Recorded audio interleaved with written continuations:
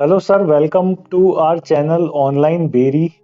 और आपका बहुत बहुत स्वागत है। फर्स्ट टाइम आप हमारे चैनल पे आए हैं, तो हमारी ऑडियंस आपको उतने अच्छे से शायद जानती नहीं है। तो सबसे पहले मैं चाहूँगा कि आप खुद को एक बार थोड़ा ब्रीफ में इंट्रोड्यूस करें हमारी ऑडियंस से। जी, मेरा नाम संदीप सजवान है और मैं रीग्रो मीडिया जो फुल सर्विस एजेंसी है अमेज़न फोकस्ड, उसका मैं फाउंडर हूँ with my partner Sammy. So we both started this agency about couple of years ago, and since then we have been managing various clients in all the marketplaces of Amazon.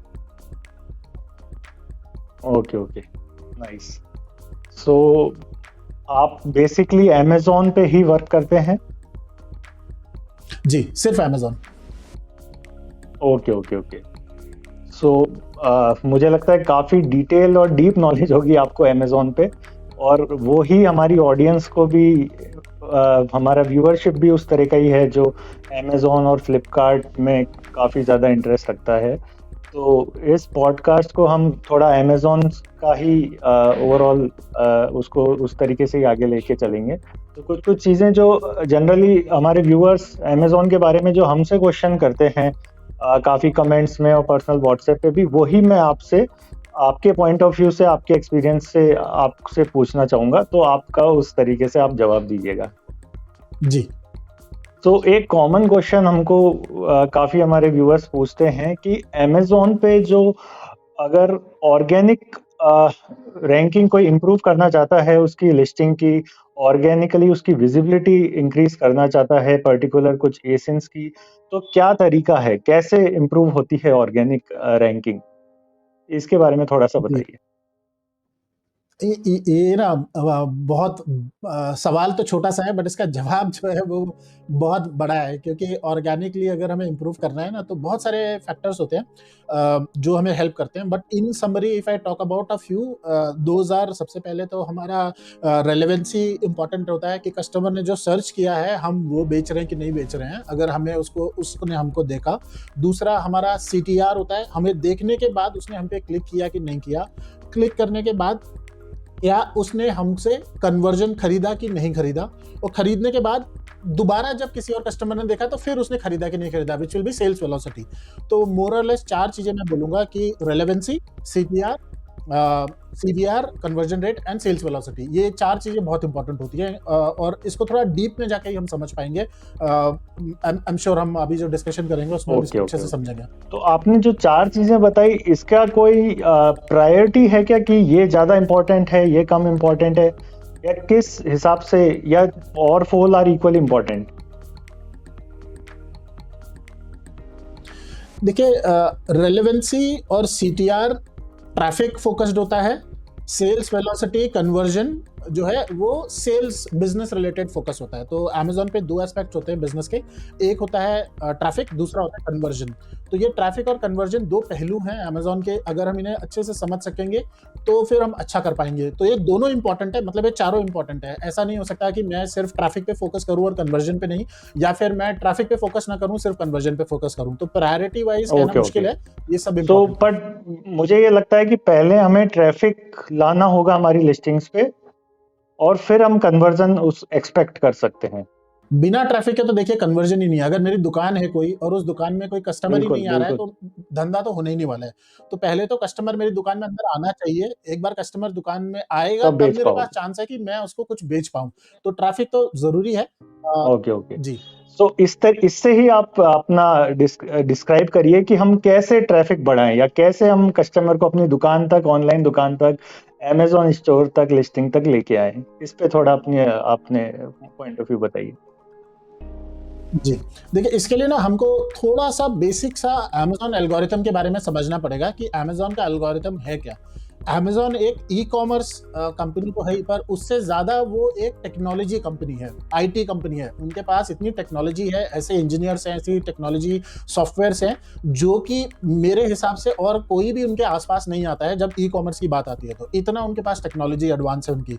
तो उस technology का जो core है Amazon का algorithm है। Amazon के algorithm को A9 बोलते हैं। वो सिंपली इसीलिए बोलते हैं क्योंकि एल्गोरिथम शब्द में 9 शब्द होते हैं, 9 लेटर्स होते हैं, तो इसीलिए उसको A9 बोला जाता है। तो ये जो A9 एल्गोरिथम है, ये इवॉल्व हो रहा है। ये जब से अमेज़न शुरू हुआ था 1998 के आसपास से, तब से लेके आज तक आप देखोगे तो करीब 25 साल हो चुके हैं अमेज़न को। तो इस 25 साल में ये कंप्यूटर प्रोग्राम है जो बहुत छोटा था, बट आज इतना बड़ा हो चुका है कि वो कस्टमर टाइप करने से पहले उसे पता है कि कस्टमर क्या टाइप करने वाला है, इतना एडवांस हो चुका है वो। तो अगर मैं बेसिकली आपको थोड़ा-सा ब्रीफ दूँ अमेज़न एल्गोरिथम के बारे में, तो एक ये ना कुछ रूल्स हैं जो बेसिकली कस्टमर जब प्रोडक्ट को सर्च करेगा तो वो डिस्प्ले करेंगे उन प्रोडक्ट्स को। कुछ रूल्स बेस्ड एल्गोरिथम होता है ये, कि कस्टमर ने क्या सर्च किया और उसको कौन-कौन से प्रोडक्ट दिखाने हैं, किस सीक्वेंस में दिखाने हैं, ठीक है? तो ये बेसिकली एक रूल बोल सकते हैं हम अमेज़न का है, और इसमें एक फ्लाईव्हील होता है। फ्लाईव्हील मतलब एक चक्कर गोल व्हील की तरह मान लीजिए, जिसमें थोड़ा-सा पुश देंगे, जैसे ट्रैफिक में थोड़ा पुश देंगे ना, तो अपने आप चीज़ें आगे बढ़ना शुरू हो जाती हैं। तो इस तरीके से कुछ ये एल्गोरिथम है। तो अच्छा, पहले ये अच्छा। समझना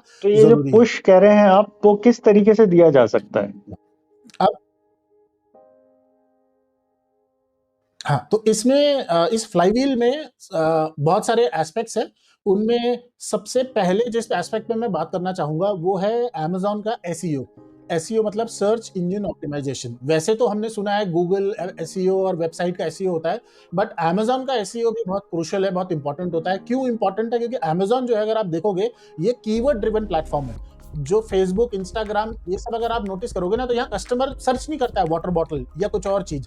वहाँ पे उसको ऐड दिख जाता है और वो उस पे क्लिक कर लेता है, उनकी वेबसाइट पे चला जाता है और परचेस कर लेता है। उसका कोई पहले से प्लान नहीं था कि उसको वो प्रोडक्ट लेना है फेसबुक पे या इंस्टाग्राम पे, ठीक है? बट अमेज़न पे जब कस्टमर आता है तो उसका दिमाग बहुत क्लियर है कि वो क्यों आया है। वो यहाँ पे प्रोडक्ट ढूँढने आया है, उसका कोई प्रॉब्लम है, उसको उसे सॉल्यूशन चाहिए। तो उसके लिए उसके दिमाग में कोई टर्म्स हैं जिनको वो यूज़ करता है, जिसको हम बोलते हैं कस्टमर सर्च टर्म्स। तो वो आके यहाँ पे कस्टमर सर्च टर्म डालता है और उसके बेसिस से एल्गोरिथम का काम होता है समझना कि कौन-सा प्रोडक्ट की ज़्यादा चांसेस है इसके खरीदने की, उस सीक्वेंस में मैं इसको दिखा दूँ। और ये डिपेंड करता है हमारे एसईओ के ऊपर, हमने अपना एसईओ किस तरीके से लिखा हुआ है। थोड़ा और अगर इसे डिटेल में लेके जाके अमेज़न एसईओ को, तो एसईओ में क्या है, बेसिकली ऐसी जगह एक लिस्टिंग में प्रोडक्ट पेज पे जहां-जहां कीवर्ड्स आते हैं, हम एज अ ब्रांड या सेलर या एडवर्टाइजर जो होते हैं, हम कीवर्ड्स बोलते हैं। कस्टमर के लिए वही कीवर्ड सर्च टर्म्स कहलाते हैं, ठीक है? तो हमको अपने कीवर्ड्स को या टर्म्स को इस तरीके से अपने लिस्टिंग में प्लेस करना होता है कि हम ज़्यादा से ज़्यादा इंडेक्स हो सके। बहुत सारे लोगों को ना कन्फ्यूजन होता है इंडेक्सिंग और रैंकिंग को लेके ही, लोग कन्फ्यूज हो जाते हैं। इंडेक्सिंग अगर मैं बोलूँ तो बहुत सिंपल मतलब ये है कि अमेज़न के एल्गोरिथम ने हमको रिलेट कर दिया है एक टर्म से, हम उसके लिए इंडेक्स हो चुके हैं। तो अगर मैं कोई ब्लू वाटर बॉटल बेच रहा हूँ, तो हो सकता है कि ब्लू वाटर बॉटल जैसे मेरे पास 500 टर्म्स हो जिनसे अमेज़न ने मुझे रिलेट कर दिया है, कि जिससे कस्टमर सर्च करेगा तो चांसेस है कि मैं दिख जाऊँगा। बट सबसे पहले दिखूँगा कि नहीं दिखूँगा, ये डिपेंड करता है रैंकिंग के बेसिस पे कि मेरी रैंकिंग क्या है। तो इंडेक्सिंग मतलब कि सर्चेबल हो जाएँगे, रैंकिंग मतलब कि किस पोज़ीशन पे हम आएँगे। तो ये अमेज़न एसईओ का एक बेसिक सा तो कॉन्सेप्ट है। और इनके अलावा जैसे अदर फैक्टर्स भी एसईओ को इम्पैक्ट जी। करते हैं, लाइक इमेजेस, ए प्लस कंटेंट, ब्रांड वीडियोस, या बेसिकली सर्च कीवर्ड्स पे ही ज्यादा फोकस रहता है क्या? आपका क्या अ, पॉइंट ऑफ व्यू है? हाँ, जी, Amazon Amazon SEO is more about the keywords, कि हमने कितनी अच्छी कीवर्ड रिसर्च करी है, हमने अपने प्रोडक्ट को लेके कितने पॉसिबल कीवर्ड्स ढूँढ लिए हैं। देखिए, एक बहुत सिंपल सा तरीका जो इंडस्ट्री में सब लोग यूज़ करते हैं कीवर्ड रिसर्च के लिए, वो क्या है? वो सिंपल ये है कि रिवर्स एसिन करना। मतलब एक एसिन उठाना या 5 या 10 एसिन उठाना और उनके ऊपर जितने कीवर्ड्स पे वो रैंक्ड है, वो सारे कीवर्ड्स को आइडेंटिफ़ाई कर लेना। तो ये आप पेड टूल्स के थ्रू ही कर सकते हो। फ्री में ये अवेलेबल नहीं है, अनलेस आपके पास ब्रांड एनालिटिक्स का एक्सेस है, तो थोड़ा बहुत तक आप कर पाएँगे। वरना जैसे हीलियम 10 हो गया, डेटा डाइव हो गया, इस तरीके के टूल्स जो हम यूज़ करते हैं, जंगल स्काउट हो गया, इन सब के थ्रू हम ये कर सकते हैं। तो अगर मान लीजिए कि मैंने अपने 5 या 10 बहुत रेलेवेंट कॉम्पिटिटर्स को ढूँढ लिया, तो उनके मैं कीवर्ड्स निकाल सकता हूँ सारे। उनके अगर मैंने एक बार कीवर्ड्स निकाल लिए, जो कि अबाउट 80% एक्यूरेसी के साथ आते हैं, depending on tool to tool, तो वो कीवर्ड्स मिलने के बाद अब मुझे पता चल चुका है कि कौन से इनमें 500 कीवर्ड्स में से 100 या 20 या 50 टॉप कीवर्ड्स हैं, और उन कीवर्ड्स को अब मैं अपने लिस्टिंग में इनकॉर्पोरेट करूंगा। तो अब यहाँ पे फिर से दो चीजें आ जाती हैं, एक होता है रेलेवेंसी और एक होता है सर्च वॉल्यूम। तो इस दोनों में लोग कंफ्यूज हो जाते हैं कई बार कि मैं रेलेवेंसी को प्रायोरिटी दूं या मैं सर्च वॉल्यूम को प्रायोरिटी दूं। ठीक है, रेलेवेंसी मतलब अगर मैं ब्लू वाटर बॉटल बेच रहा हूं और कस्टमर ने सर्च किया है स्टील वाटर बॉटल, ठीक है, अब हो सकता है कि मेरी ब्लू वाटर बॉटल स्टील की बनी हो या फिर प्लास्टिक की बनी हो, ठीक है? तो अब मुझे ये देखना है, अगर मैं स्टील की बनी हुई है तो रेलेवेंसी इसकी 100% है, वरना शायद इसकी रेलेवेंसी 60-80% के आसपास है, क्योंकि वो वाटर बॉटल तो ढूँढ रहा है बट स्टील में ढूँढ रहा है।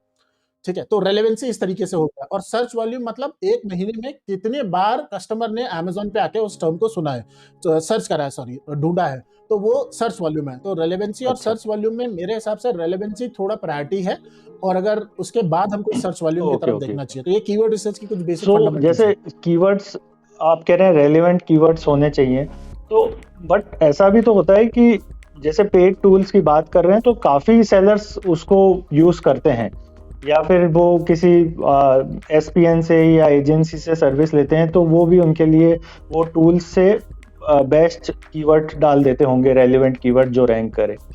तो फिर उनके बीच में ये जो कंपटीशन होता है, क्या उसके कारण ही हमको ऐड का रोल वहाँ पे आ जाता है?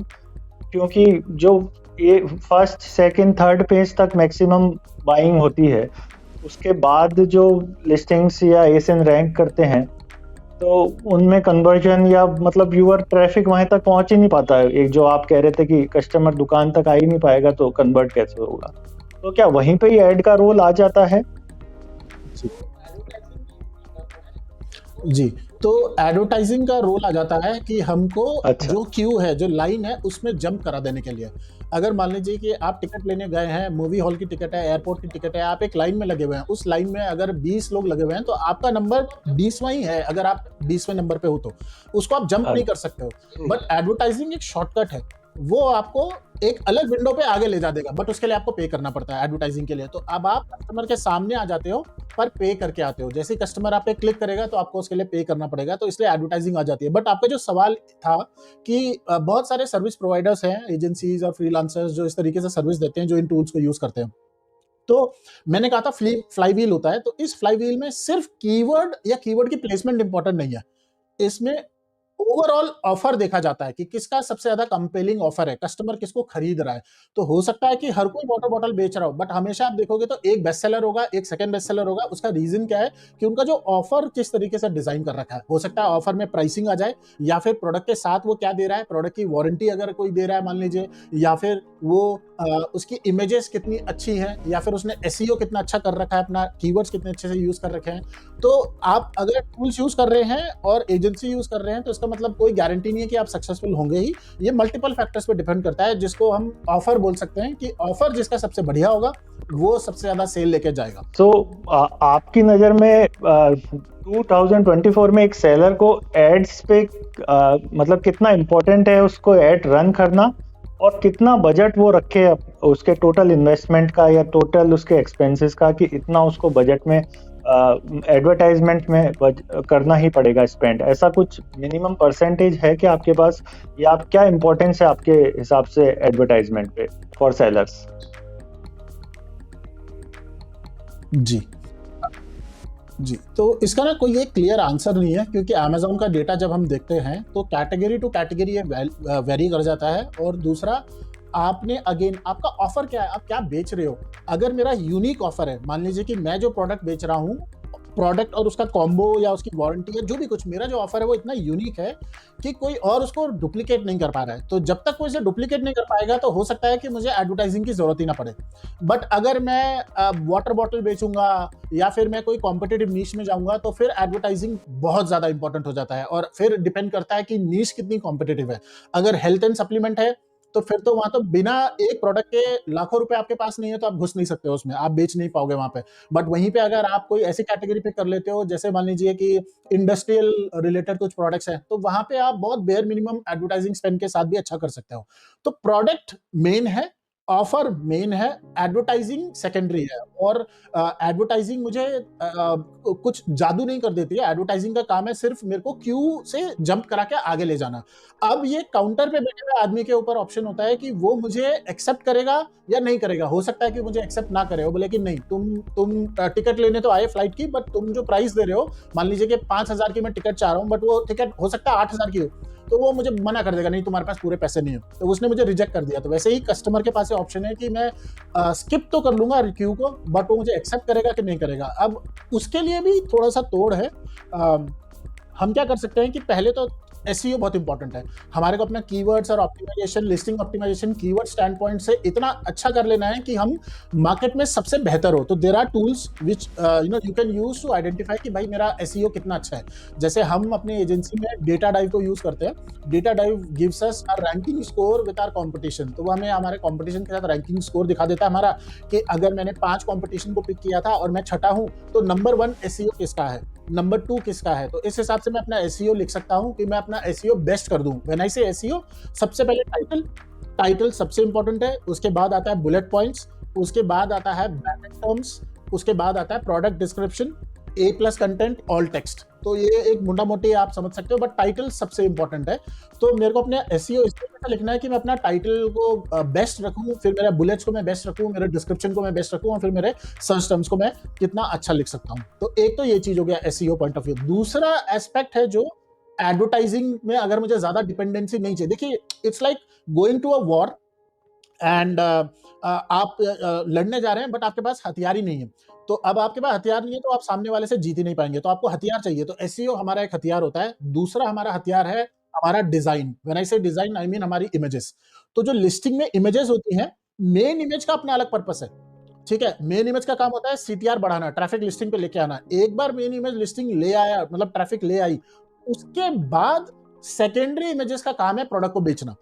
अब अगर मैंने अपनी सेकेंडरी इमेजेस सबसे बेस्ट अपने कैटेगरी में नहीं रखी है, तो फिर मैं एक्सपेक्ट नहीं कर सकता हूं कि मैं सबसे बेस्ट होने वाला हूं। ठीक है, तो सेकेंडरी इमेजेस में हमारे पास कम से कम 7 या फिर 9 इमेजेस तक भी आती हैं। अगर वीडियो है तो कस्टमर को 6 दिखती है, बट हम 9 इमेजेस तक डाल सकते हैं सारी मिला के लिस्टिंग इमेजेस में। वो जो इमेजेस है, हर एक इमेज का क्या पर्पस है। हम अपनी एजेंसी में जब अपने क्लाइंट्स के साथ काम करते हैं, तो हम उन्हें बताते हैं कि भाई पहला तो मेन इमेज तुमने चलो बेस्ट कर लिया अपना। Second image, what is the purpose of the image, what is the message that the customer should get from this image. Third image, क्या पर्पस है उसका। ऑलरेडी अगर वो पर्पस पहले कवर कर लिया है, तो देयर इज नो पॉइंट फिर से उसको रिपीट करने का। ठीक है, जैसे फॉर एग्जांपल हमारा एक क्लाइंट है जिसके पास ना एक फोल्डेबल गेम है। अब वो फोल्डेबल गेम को अगर उसने सेकंड इमेज में दिखा दिया यूएसपी में कि ये फोल्डेबल है, थर्ड में फिर से अगर वो फोल्डेबल की बात कर रहा है, तो वो अपनी अपॉर्चुनिटी वेस्ट कर रहा है, क्योंकि कस्टमर के पास बहुत ज्यादा टाइम नहीं होता है। वो फटाफट 1 सेकंड का रूल है। 1 सेकंड के अंदर कस्टमर ने इमेज को पढ़ लिया, समझ लिया, तो ठीक है। नहीं समझ पाया तो देन बहुत मुश्किल है कि मेरी इमेज को समझ पाएगा, और अगर नहीं समझ पाएगा तो मेरा ऑफर को नहीं समझ पाएगा, ऑफर को नहीं समझ पाएगा तो मेरे सेल का चांसेस बहुत कम हो जाते हैं। तो मेरी सेकेंडरी इमेजेस, फिर उसके बाद ब्रांड स्टोरी मॉड्यूल। आज भी बहुत सारे ब्रांड्स हैं जो इसको यूज नहीं कर रहे हैं। इसके बाद ए प्लस कंटेंट। ए प्लस तो जमाना हो गया आए हुए, अब तो ब्रांड रजिस्ट्री भी नहीं चाहिए। पिछले 2-3 सालों से ए प्लस यूज करने के लिए आपको, आप बिना उसके ब्रांड रजिस्ट्री के कर सकते हो ए प्लस यूज। अब प्रीमियम ए प्लस आ चुका है, पिछले 1 साल से प्रीमियम ए प्लस है, और प्रीमियम ए प्लस की जो कंडीशन है वो इतनी रिलैक्स हो गई है। तो ये जो इमेजेस का पार्ट है ना, जिसमें लिस्टिंग इमेजेस, ब्रांड स्टोरी और ए प्लस, प्रीमियम ए प्लस, ये 3 चीजें बहुत क्रूशियल हो जाती हैं। अब या तो मैं इन पे काम कर लूं, या तो मैं एडवर्टाइजिंग पे खर्चा कर लूं। ठीक है, तो एसईओ के बाद डिजाइन, अगर ये दोनों पे काम कर लिया हमने, तब हमको सोचना चाहिए कि अब मैं एडवर्टाइजिंग की तरफ जाऊं। Nice explanation. तो इससे काफी समझ आया होगा हमारे व्यूअर्स को कि किस तरीके से दोनों ही चीजें इंपॉर्टेंट है। सिर्फ किसी, या ऐसा नहीं कर सकते कि आप सिर्फ एड पे फोकस कर रहे हैं या फिर सिर्फ ऑर्गेनिकली कर रहे हैं।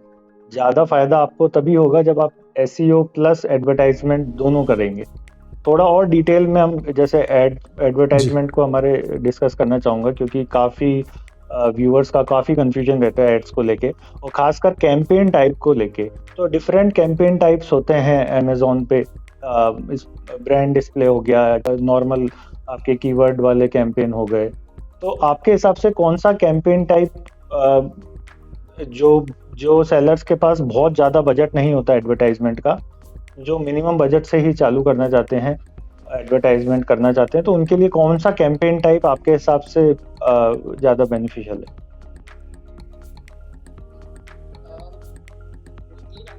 जी, देखिए 3 एड टाइप्स हैं। स्पॉन्सर्ड प्रोडक्ट, स्पॉन्सर्ड ब्रांड जिसमें ब्रांड वीडियो भी है, और स्पॉन्सर्ड डिस्प्ले। ये 3 एड टाइप हैं जो अमेज़न अलाउ करता है। अगर हमारे पास ब्रांड रजिस्ट्री है तो मैं ब्रांडेड डिस्प्ले यूज कर सकता हूँ। बिना ब्रांड रजिस्ट्री के मैं सिर्फ स्पॉन्सर्ड प्रोडक्ट यूज कर सकता हूँ। A rule of thumb is 70 to 80% is sponsored product, 10-15% sponsored brand with brand video, and 10-15% is the display. Maximum जो खर्चा है वो स्पॉन्सर्ड प्रोडक्ट पे करना चाहिए हमको, ठीक है। उसका रीजन क्यों है, इसका सिंपल सा लॉजिक ये है, अगर आप Amazon पे प्लेसमेंट्स चेक करें कि स्पॉन्सर्ड ब्रांड के प्लेसमेंट्स कितनी है और स्पॉन्सर्ड प्रोडक्ट की कितनी और डिस्प्ले की कितनी है, ये आपको इसका जवाब मिल जाएगा। बहुत कॉमन सेंस है। आप कोई भी प्रोडक्ट Amazon पे जाके सर्च कीजिए, ठीक है, कोई भी टर्म डालिए, आप नोटिस करेंगे कि सबसे ऊपर जो ऐड आता है वो हेडलाइन सर्च ऐड है, जो स्पॉन्सर्ड ब्रांड ऐड है, एक प्लेसमेंट है उसकी। उसके नीचे जब आएंगे तो आपको कुछ प्रोडक्ट्स को स्क्रॉल करके वीडियो ऐड दिखता है, तो वो ब्रांड की सेकंड प्लेसमेंट है, ऐड टाइप जो ब्रांड वाला है, स्पॉन्सर्ड ब्रांड ऐड टाइप। इसके बाद बिल्कुल नीचे सर्च पेज पे सबसे नीचे आके आपको 2 या 3 फिर से ब्रांड ऐड की प्लेसमेंट्स मिलेंगी। तो 4 से 5 स्पॉन्सर्ड ब्रांड की प्लेसमेंट होती है सर्च प्रोडक्ट पेज पे, ठीक है, जो सर्च रिजल्ट वाला पेज होता है। और अगर हम स्पॉन्सर्ड प्रोडक्ट की बात करें तो स्पॉन्सर्ड प्रोडक्ट में 12 प्लेसमेंट्स होती हैं, जहां पे 48 रिजल्ट्स डिस्प्ले होते हैं जिस कैटेगरी में, वहां 12 स्पॉन्सर्ड प्रोडक्ट की प्लेसमेंट्स है। और उसके अलावा जो है हाईली रेटेड अलग से 4 प्लेसमेंट्स आती हैं, तो 12 4 16, ठीक है, तो 16 आ गई हमारी स्पॉन्सर्ड प्रोडक्ट की। और डिस्प्ले की एक प्लेसमेंट होती है लेफ्ट साइड में, जब हम सर्च रिजल्ट पे जाते हैं तो सिर्फ एक प्लेसमेंट आती है उसके डिस्प्ले की। तो अब इससे आप समझ गए होंगे, 16 स्पॉन्सर्ड प्रोडक्ट की प्लेसमेंट है, 5 ब्रांड की प्लेसमेंट है, 1 डिस्प्ले की प्लेसमेंट है। तो इससे बहुत समझ में आ जाता है कि यार स्पॉन्सर्ड प्रोडक्ट पे ज्यादा प्लेसमेंट है, तो जाहिर सी बात है ज्यादा खर्च वहां करना चाहिए, क्योंकि ज्यादा प्लेसमेंट्स में क्या फायदा होता है कि कंपटीशन थोड़ा कम होता है। अगर हर कोई 1 या 5 प्लेसमेंट्स के लिए कंपीट करेगा तो जाहिर सी बात है वहां सीपीसी हाई होगा।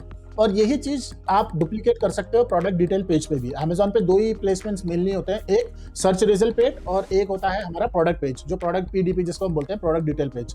तो यहाँ पे तो इस तरीके से, तो आप अगर मुझसे पूछ रहे हैं तो स्पॉन्सर्ड प्रोडक्ट मेरा 80% रहता है, 10% के आसपास ब्रांड और ब्रांड वीडियो रहता है, 10% मेरा डिस्प्ले का रहता है, जो but this may change again based on the category, based on the competition, based on how my competitors are behaving, ठीक है। तो एक तो ये हो गया। अब इसके बाद 80% स्पॉन्सर्ड प्रोडक्ट है, तो स्पॉन्सर्ड प्रोडक्ट में अब समझ लेते हैं कि स्पॉन्सर्ड प्रोडक्ट में क्या क्या चीजें हैं। स्पॉन्सर्ड प्रोडक्ट में सबसे पहली चीज जो आती है वो होती है प्लेसमेंट, कि मुझे प्लेसमेंट कहाँ मिल रही है। Amazon के सर्च पेज पे टॉप ऑफ द सर्च पे 4 प्लेसमेंट आती है, उसके बाद रेस्ट ऑफ द सर्च में 8 प्लेसमेंट्स आती हैं, और हाईली रेटेड विजिट्स जो होते हैं वो अलग से 4 और आते हैं, ठीक है। और प्रोडक्ट डिटेल पेज पे जाएंगे तो सेम डुप्लीकेट होता है, सब सेम चीज वापस से रिप्लीकेट हो रही है।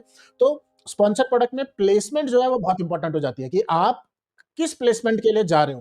पहले हम सिर्फ टॉप ऑफ द सर्च और रेस्ट ऑफ द सर्च के लिए जा सकते थे, अब हम पहले हम टॉप ऑफ द सर्च और प्रोडक्ट पेजेस के लिए compete कर सकते थे, बिड कर सकते थे, अब हम रेस्ट ऑफ द सर्च के लिए भी compete कर सकते हैं। Amazon ने फंक्शनैलिटी अलाउ कर दी है पिछले 1 महीने के करीब से। तो प्लेसमेंट सबसे इंपॉर्टेंट है। उसके बाद जो दूसरी चीज आ जाती है वो आ जाती है कि अगर हम कीवर्ड टारगेटिंग कर रहे हैं, और मेरी कैटेगरी ऐसी है जहाँ पे रैंकिंग बहुत इंपॉर्टेंट है, जैसे for example again water bottle, तो वाटर बॉटल अगर ऐसी कैटेगरी है जहाँ पे कीवर्ड में मुझे डोमिनेशन चाहिए, ठीक है, तो फिर मुझे एग्जैक्ट मैच पे फोकस करना पड़ेगा। Exact match is the king, exact match is responsible for the ranking. Exact match में मैं फोकस करूंगा, फिर से मेरा डिस्ट्रीब्यूशन स्पॉन्सर्ड प्रोडक्ट में, कीवर्ड टारगेटिंग में, एग्जैक्ट मैच में सबसे ज्यादा होना चाहिए। But if it is a category like a repeat purchase, like supplement, personal care, शायद वहां मैं एग्जैक्ट मैच पे इतना फोकस नहीं करूंगा, क्योंकि वहां पे ब्रांडेड टर्म्स बहुत होते हैं, ब्रांड डोमिनेशन बहुत ज्यादा होती है। तो ये तो हो गया हमारा कीवर्ड्स के। इसके बाद एसिन टारगेटिंग भी बहुत इंपॉर्टेंट है, कि हम प्रोडक्ट डिटेल पेज पे भी अपने आप को प्लेसमेंट्स दें, और फिर बहुत सारी स्ट्रैटेजीज घुस जाती हैं इसके अंदर आ जाती हैं। तो स्पॉन्सर्ड प्रोडक्ट ये है। स्पॉन्सर्ड ब्रांड में इट्स मेनली ब्रांड अवेयरनेस। तो आप कुछ कीवर्ड्स को आइडेंटिफाई कर सकते हैं, जहां स्पॉन्सर्ड प्रोडक्ट में आपने अच्छा रिजल्ट देखा है उनको आप स्पॉन्सर्ड ब्रांड में टारगेट कर सकते हैं। जहां ऑर्गेनिक रैंकिंग अच्छी है स्पॉन्सर्ड प्रोडक्ट में, आप वहां पे उनको टारगेट कर सकते हैं ब्रांड में वापस से उन कीवर्ड्स को। उसके अलावा बहुत ज्यादा मैं नहीं सजेस्ट करूंगा कि आप खर्च करो, unless you are a brand which is looking for a brand like a brand, okay? अगर आप इतने बड़े ब्रांड जैसे बोल्ट हो गया, या फिर ये बोस हो गया, इस तरीके के ब्रांड है, तब तो आप स्पॉन्सर्ड ब्रांड में बहुत ज्यादा हेवीली जा सकते हो। Otherwise I wouldn't suggest much into sponsored brand. And finally last ad type होता है which is display. Display depend करता है कि किस कैटेगरी में। अगेन अगर आप रिपीट परचेस कैटेगरी टाइप में हो तब तो डिस्प्ले बहुत ही क्रूशल है, बट अगर आप रिपीट परचेस कैटेगरी नहीं हो तो भी डिस्प्ले इंपॉर्टेंट रोल प्ले करता है, बट उतना इंपॉर्टेंट रोल प्ले नहीं करता है जितना रिपीट परचेस कैटेगरी जो होती है वो करती है। तो ये थोड़ा सा स्पॉन्सर्ड एड्स के बारे में मैं आपके ऑडियंस को बताना चाहता हूँ। काफी अच्छे से और डिटेल में समझाया आपने। एक चीज और मैं पूछना चाहूंगा बजट रूल्स के बारे में, कि 2-3 टाइप का बजट रूल होता है, डायनेमिक, फिक्स बेट्स। तो क्या आपको क्या लगता है किस तरीके से कौन सा बेस्ट रहता है, या सबका अलग रोल है? थोड़ा सा उसके बारे में भी बताइए। जी, तो ये जो बिडिंग स्ट्रैटेजी होती है ये है up and down, down only, fixed. तो ये 3 तरीके की मेन हमारी बिडिंग स्ट्रैटेजी है। उसके बाद रूल बेस्ड चौथी एक आई है जो पहले भी थी बट अब शेड्यूल भी कर सकते हो आप उसे। तो 4 आपकी बिडिंग स्ट्रैटेजी आ जाती है। इनमें अगर मेरे पास बजट की लिमिटेशन है, ठीक है? मान लीजिए कि मेरे पास दिन का सिर्फ 2000 का बजट है और मेरे प्रोडक्ट्स जो हैं 12 बजे तक, 4 बजे तक out of stock, out of budget हो जाती है मेरी कैंपेन्स। तो in that case rule based is something that we should be looking at. Rule based को हमको ट्राई करना चाहिए। Otherwise to begin the safest is down only. Down only से आप शुरू कीजिए। बेस्ड ऑन योर एक्सपीरियंस आप फिर उसको अप एंड डाउन भी ले जा सकते हैं और फिक्स्ड बिड पे भी ले जा सकते हैं। अगेन स्ट्रैटेजी पे डिपेंड करता है। कुछ कैंपेन्स हम फिक्स्ड बिड के साथ लॉन्च करते हैं, कुछ कैंपेन्स हम अप एंड डाउन के करते हैं। बट एक सेफ एरिया देखें तो मोस्टली 60-70% ऑफ द कैंपेन्स की बिडिंग स्ट्रैटेजी हमारी डाउन ओनली होती है। अब आ जाते हैं रूल बेस्ड में। रूल बेस्ड में हमारे पास जो बजट का जो ऑप्टिमाइजेशन है वो है और उसके साथ साथ बिड्स पे भी है। हम दोनों पे रूल्स बेस्ड काम कर सकते हैं, ठीक है? तो budget based out of budget के इश्यूज को हैंडल करने में मदद करता है या फिर ऐसे इश्यूज को मदद करता है जहां पे कि मुझे पता है कि मेरा मान लीजिए मैं ऑफिस कैटेगरी में हूं, तो अमूमन हमने देखा है कि ऑफिस कैटेगरी जो होती है वो 9-10 AM ऑनवर्ड्स 5 PM तक ज्यादा सेल आता है उसमें, ठीक है? क्योंकि लोग ऑफिस में बैठ के ऑफिस की शॉपिंग कर रहे होते हैं, तो वहां पे आता है। तो उस दौरान there is no point me focusing my budget allocating towards the evening. Rather, I should have a budget rule where I can increase my budget of a campaign during that time. तो एक तो ये हो गया। दूसरा, अगर मेरी category ऐसी है जो यूजुअली लोग ऑफिस में बिजी रहते नहीं लेते हैं, जैसे पर्सनल केयर के प्रोडक्ट्स होते हैं, तो ब्यूटी प्रोडक्ट्स हो गए या फिर मोबाइल्स हो गए, इस तरीके के प्रोडक्ट यूजुअली लोग जो है आफ्टर ऑफिस खरीदना पसंद करते हैं। तो इनके लिए I have to ensure that I am available during, my budget is available during. तो फिर से बजट रूल्स हम यूज कर सकते हैं। और फिर बिड रूल्स भी आ जाते हैं based on the goals that we have. आप एकॉस का या रोआस का गोल ले सकते हो, कन्वर्जन रेट, सीटीआर का गोल डिसाइड कर सकते हो और उसके बेसिस से आप बिड्स रूल भी कर सकते हो। तो 2 रूल्स है, बजट रूल्स और बिड रूल्स। इन दोनों को आप यूज कर सकते हो और ये दोनों बहुत हेल्पफुल है। बट इनको यूज करने से पहले, ठीक है, आंख बंद के नहीं करना है इसको यूज करने के लिए पहले sponsored product campaign report hourly basis पर डाउनलोड कीजिए। 14 डेज का विंडो मिलता है इसमें। 14 करके आप कम से कम 30 दिन या 28 दिन का या फिर 60 दिन का ऐसा कुछ डेटा निकालिए। और आपको थोड़ा सा एक्सेल आना चाहिए। It is important for us as an Amazon sellers और अमेजॉन स्पेस। ये यहाँ पे डेटा का खेल है, देखिए इट्स ऑल डेटा। तो डेटा के लिए एनालिटिकल बहुत जरूरी है। तो मैं तो सजेस्ट करूंगा कि when I started I realised कि एक्सेल में अच्छा होना चाहिए। तो मैंने एक छोटा सा कोर्स खरीद लिया था 500 रुपए का एक्सेल का, जिसमें कि मैं एक्सेल के बेसिक्स समझ सकूं। बेसिक्स मतलब कि पिवट टेबल लगा सकूं मैं उसमें, ठीक है, उससे चार्ट्स बना सकूं। क्योंकि इस तरीके से जब हम सीखते हैं और रिप्रेजेंटेशन करते हैं ना, तो डेटा अलग ही तरीके से, सेम डेटा को जब आप 3 अलग एंगल से देखते हो ना, तो यू लर्न मच मोर। आपको बहुत सारी इंसाइट्स मिलती हैं। तो मेरे हिसाब से अगर आप एक टिप मांगोगे तो my tip for your audience और your viewers would be excel पे आप इन्वेस्ट कीजिए। एक्सेल आपको जीवन भर हेल्प करेगी, ठीक है? एक्सेल हमेशा रहने वाली है और एक्सेल आपको हेल्प। हाँ, तो एक तो ये हो गया। दूसरा, स्पॉन्सर्ड प्रोडक्ट का कैंपेन रिपोर्ट डाउनलोड कीजिए आवरली लेवल पे और उसपे पिवट टेबल लगाइए और चेक कीजिए कि 24 घंटे के हिसाब से हर घंटे में आपका क्या स्पेंड है, क्या सेल है, क्या इकॉस है, क्या कन्वर्जन रेट है, क्या सीपीसी है। और फिर उस डेटा के बेसिस पे आप डिसाइड कीजिए कि आपको बजट रूल लगाना है कि नहीं लगाना, ठीक है? तो बिना रिपोर्ट्स के सीधा लड़ने मत जाओ। स्पॉन्सर्ड प्रोडक्ट में जो भी रिपोर्ट्स है बहुत इंपॉर्टेंट है, उनको जरूर यूज कीजिए। Okay okay, very well explained. काफी अच्छी नॉलेज है आपको और मुझे लगता है व्यूअर्स को काफी ज्यादा सीखने को मिलेगा इस पॉडकास्ट को देखने के बाद। सो लास्ट में मैं आपसे यही पूछना चाहूंगा कि कुछ ऐसे सेलर्स हैं जिनकी एक टाइम पे आके सेल्स और ऑर्डर्स जो है ना वो स्टक से हो जाते हैं। मतलब वो कहते हैं कि हम एडवर्टाइजमेंट भी ट्राई कर रहे हैं, ऑर्गेनिकली भी कर रहे हैं और A+ वगैरह भी करते हैं, पर एकदम स्टक हो जाते हैं। तो उन सेलर्स के लिए क्या आप सजेशन देना चाहेंगे? कई ऐसे बहुत सारे सेलर्स हैं जो एक पॉइंट पे आके रुक जाते हैं और ज्यादातर ये जी सेलर जी स्मॉल स्केल या मीडियम स्केल सेलर ही होते हैं। मैं उनकी बात कर रहा हूँ। बिल्कुल। मैं समझ गया आपके बात को। मैं आपको बताना चाहूँगा, देखिए अमेज़न एक ओपन मार्केट है और बहुत कॉम्पिटिटिव है। आपको कॉन्स्टेंटली इवॉल्व होना पड़ेगा। अगर आपने कोई प्रोडक्ट को लॉन्च कर दिया और आप एक्सपेक्ट करोगे कि वो अच्छा कर जाए ठीक है, भगवान की दुआ से वो अच्छा कर गया, तो उसकी ना स्टेज होती है। एक लॉन्च के बाद स्केल, ग्रोथ और उसके बाद उसका डिक्लाइन आता है। तो पहले तो प्रोडक्ट का लाइफ, ठीक है, प्रोडक्ट का लाइफ साइकिल अमेज़न पे करीब 3 साल के आसपास का लाइफ साइकिल है। आज लॉन्च किया तो करीब 3 साल के बाद वो अपना पीक पे होगा। 3 साल के बाद थोड़ा डिक्लाइन आना शुरू हो जाएगा। तो सबसे पहले तो हमको नए प्रोडक्ट्स हर महीने लाने चाहिए, ठीक है? पहली तो ये चीज़ है, ताकि आप कांस्टेंट नए मार्केट को इवैल्यूएट करते रहो, नए कस्टमर्स को नए ऑफर्स अपने देते रहो। पहले तो प्रोडक्ट्स आने चाहिए। दूसरा, आपका जो ऑप्टिमाइजेशन है कैंपेन्स का, वो बहुत इंपॉर्टेंट है, ठीक है? आप कितना फ्रीक्वेंटली कर रहे हो अपने कैंपेन्स। कैंपेन्स का ऑप्टिमाइजेशन 2 लेवल पे होता है, एक बजट और बिड्स के लेवल पे और दूसरा सर्च टर्म के लेवल पे। तो आपके बजट और बिड्स लेवल पे ऑप्टिमाइजेशन कितना फ्रीक्वेंटली है, हम वैसे तो रूल ऑफ थंब के हिसाब से we focus every weekly optimisation, हम हर हफ्ते करते हैं, but again it depends on the data. अगर कोई ऐसा अकाउंट है मान लीजिए कि डेटा बहुत ज्यादा आता है, मतलब अगर उसमें स्पेंड बहुत ज्यादा है, तो जाहिर सी बात है वहां पे फिर हम वेट नहीं करेंगे एक हफ्ते का, वहां हम 3 दिन में ऑप्टिमाइज करेंगे, ठीक है? हर 3-3 दिन में। अब ऐसा अकाउंट है जहाँ पे कोई स्पेंड ही नहीं है, कोई डेटा ही नहीं आ रहा है, तो शायद वहां हम 14 दिन में करेंगे ऑप्टिमाइज। तो ऑप्टिमाइजेशन एक तो बहुत क्रूशियल है। दूसरा, कॉन्स्टेंटली पीडीपी पेज को चेक करते रहना कि भाई मैं कैसे अपने प्रोडक्ट पेज को ऑफर इंप्रूव कर सकता हूँ, ठीक है? मैं इमेजेस को कैसे इंप्रूव कर सकता हूँ, मेन इमेज को मैं चेंज करके देखूं अगर मेरा सीटीआर का प्रॉब्लम है, या फिर मैं ब्रांड स्टोरी को लेके आऊं, अगर ब्रांड स्टोरी नहीं है, ए प्लस है तो मैं प्रीमियम ए प्लस के पीछे जाऊं। रिव्यूज को मैं देखूं कि कैसे मैं रिव्यूज को बूस्ट कर सकता हूं, मैं कैसे इंसर्ट कार्ड या मैं कैसे फॉलोअप सेट कर सकता हूं। बहुत सारे टूल्स हैं जो हमें हेल्प करते हैं, तो मैं रिव्यूज पे कर सकूं, क्योंकि सब कंपीट कर रहे हैं। Everybody is competing, okay? There are 100 sellers, 20 sellers, 10 sellers based on the needs, तो compete कर रहे हैं। आज मैं आगे हूँ, कोई गारंटी नहीं मैं हमेशा आगे रहूंगा। अगर मुझे आगे रहना है तो मुझे कॉन्स्टेंटली नए प्रोडक्ट लाने हैं, और दूसरा मुझे अपना जो एनालिटिकल दिमाग है वो चालू रखना है। या तो मैं करूँ, या तो मैं किसी को हायर करूँ, या फिर मैं किसी एजेंसी को दूँ कि जो मेरे लिए काम कर सके, ठीक है?